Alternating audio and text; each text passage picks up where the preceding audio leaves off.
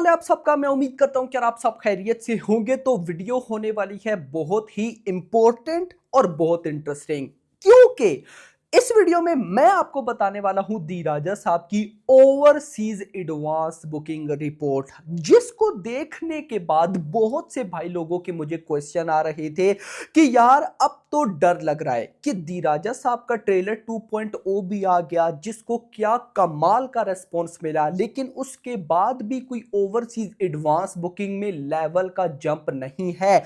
तो क्या होने जा रहा है? क्या भाई साहब डरना चाहिए कि मूवी फ्लॉप हो सकती है या कोई पंगा ना हो जाए?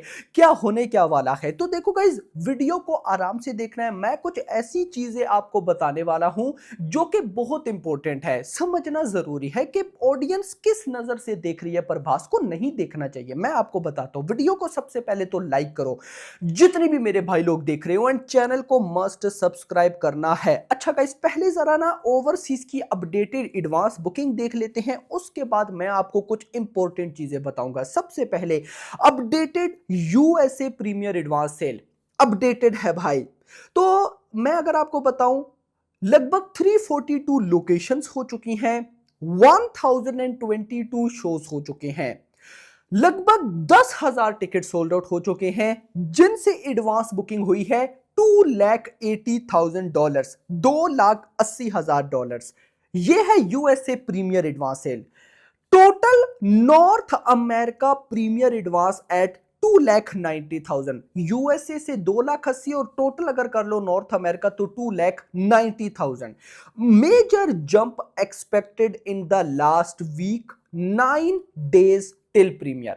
मूवी को रिलीज होने में 10 दिन है, प्रीमियर को 9 दिन है। अब ये जो $280,000 की बुकिंग है, इसको इंडियन रुपीज में कन्वर्ट किया जाए तो ये बनता है 2.5 करोड़। अच्छा भाई साहब, ये जो $280,000 की बुकिंग है, ये स्टैंडर्ड फॉर्मेट से हुई, एक्सडी फॉर्मेट से हुई, डी बॉक्स से हुई, अदर पीएलएफ से हुई। क्या ये आईमैक्स में नहीं आने वाली? क्या ये 3D में नहीं आने वाली? ये क्वेश्चन है, मुझे इसका आंसर चाहिए भाई। खैर दोस्तों, अभी तक सिर्फ तेलुगु में एडवांस बुकिंग ओपन है, हिंदी एडवांस बुकिंग ओपन नहीं है। सिनेमार्क, अदर्स, रीगल, एएमसी में बुकिंग ओपन है। अब गाइस यहां पर सुनो, Canada booking not open to general public anymore, restricted to VIP members only, now will open back up in a few days। अब यहां पर एक बात, 2,80,000 ये सिंपल छोड़ो, 2.5 करोड़ की यूएसए से बुकिंग, मतलब अगर बाकी यूके या सब अगर मैं ओवरसीज की एडवांस बुकिंग कैलकुलेट करूं तो वो 4 करोड़ से ऊपर नहीं है। यानी कि ओवरसीज से 4 करोड़ की एडवांस बुकिंग हो चुकी है ऑलमोस्ट। भाई साहब 9 दिन रहते हैं प्रीमियर को।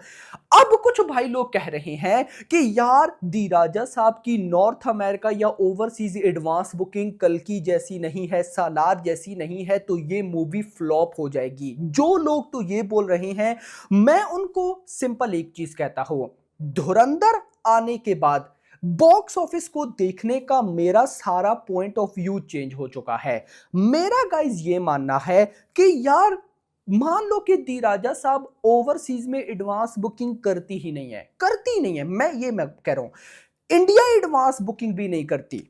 ये मेरा अभी ओपिनियन आप सुनते जाना और आप लोग बताना कि क्या मैं सही कह रहा हूं या नहीं। मान लेते हैं कि दी राजा साहब ओवरसीज ये जो 3-4 करोड़ की बुकिंग है ये भी नहीं है, मतलब करती नहीं है, और भाई साहब जो दूसरी साइड पर आप कह लो कि इंडिया एडवांस बुकिंग वो भी कोई खास नहीं होती, तो उसके बाद ये मूवी रिलीज होती है। रिलीज होने के बाद इस मूवी के रिव्यूज आते हैं एक्स्ट्रा ऑर्डिनरी, मतलब कि मूवी निकलती है कमाल धमाल बवाल, भाई कल की जैसे रिव्यूज, धुरंधर जैसे रिव्यूज। जो थिएटर से देख के निकल रहा है वो बोल रहा है क्या बना दिया, ये कर दिया, वो कर दिया। तो वो चीज चाहिए गाइस, ये भले ही ना हो, मतलब ये कुछ भी ना हो, वो चीज चाहिए। ये आप कह रही हो कि एडवांस बुकिंग नहीं हो रही, हटाओ। आपको ये कहना चाहिए कि भाई मूवी अच्छी निकलनी चाहिए।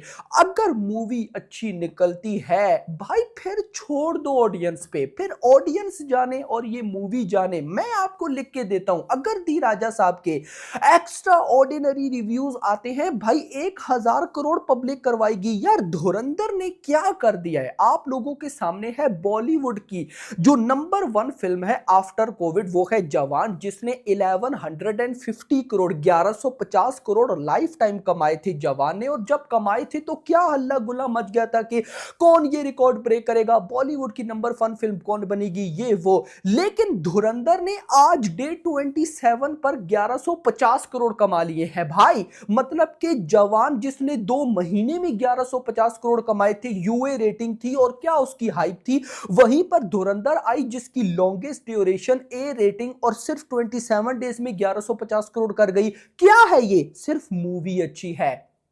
और मुझे क्यों लगता है कि भाई साहब दी राजा साहब भी कुछ वैसी है, क्योंकि दी राजा साहब में वो चीजें हैं जो हमने पहले विटनेस नहीं की, स्पेशली जोकर वाली लुक। मैं आपको लिख करके देता हूं, ये जो जोकर वाली लुक इन्होंने ट्रेलर 2.0 में दिखा दी है यार, अगर इसकी कोई सेंस बनती हुई, मतलब कि ये मूवी में पार्ट आया जहां पे प्रभास जोकर टाइप देखे और कोई सेंस बनाया, कोई ऐसा ही नहीं कि भाई सिर्फ आया प्रभास बैठे हुए जोकर के ड्रेस में या उस शक्ल में और भाई साहब सिर्फ कोई डायलॉग बाजी हुई खत्म। नो भाई, मान लो कि एक प्रॉपर रोल हुआ, यानी कि जोकर में कोई एक्शन सीक्वेंस या कुछ ऐसा हुआ, या प्रॉपर कोई, मैं कहता हूं कि एक हुआ कि हाँ भाई साहब ये इंपॉर्टेंट था। जैसे कि अगर मैं बताऊं तो विक्रम मूवी में रोलेक्स का कैमियो था। आप समझो कि ये जो प्रभास की मूवी है दी राजा साहब, इसमें प्रभास की ही कैमियोज हैं। ये जो जोकर वाली लुक है, समझो ये कैमियो ही है। अब ये कितना अच्छा रिप्रेजेंट करते हैं वो देखना इंपॉर्टेंट है। जैसे पठान में सलमान खान का कैमियो था, जैसे भाई साहब विक्रम में रोलेक्स का कैमियो था। क्या समझे? अब मान लो कि ये जो जोकर की लुक है, अगर ये कमाल धमाल बवाल निकलती है, ये मैं कहता हूं कि मैं कोई एक्शन सीक्वेंस हो जाता है या जो भी डायलॉग, बस यानी कि ये जोकर वाला रोल भाई पब्लिक को पसंद आ जाता है।